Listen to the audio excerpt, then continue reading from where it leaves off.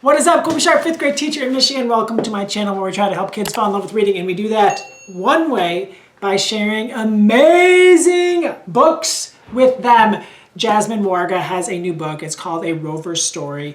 It is going to blow your mind. On the back of the book, the publisher writes, "The one and only Ivan meets the wild robot." And I thought, seriously, you're really going to take two of my favorite books and say that a book like meets those two things? I was very skeptical. Like, I was excited because I love Jasmine's book, but then you start throwing things like the one and only Ivan and the wild robot together, and yeah, they didn't lie. It was awesome, and I can totally see why they put those two books in combination to talk about this book, because holy smokes, A Rover Story is a story of this rover, and his name is Resilience.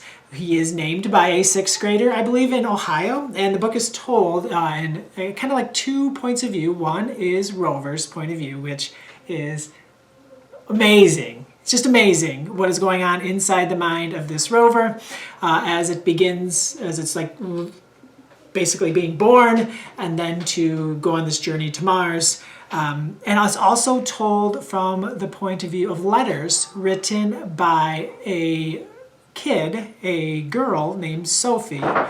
And Sophie's mom, Raina, is like the lead scientist developing resilience so that resilience can go to Mars and continue exploration.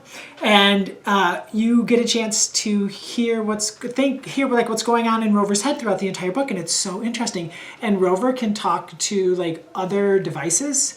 Rover can talk to Journey, which is another rover. It can talk to a satellite on Mars. It can talk to its drone, this little drone here, Fly.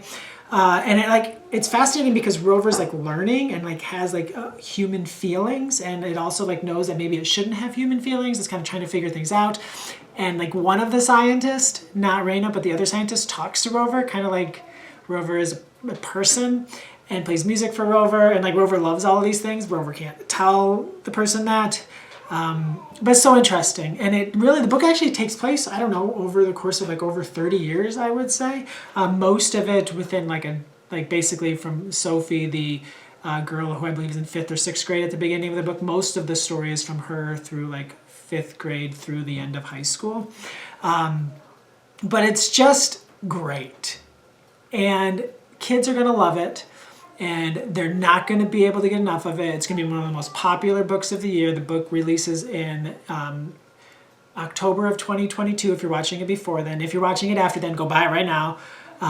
It's really, really fascinating, and I couldn't stop thinking about it. I think it would be like an amazing book for a book club.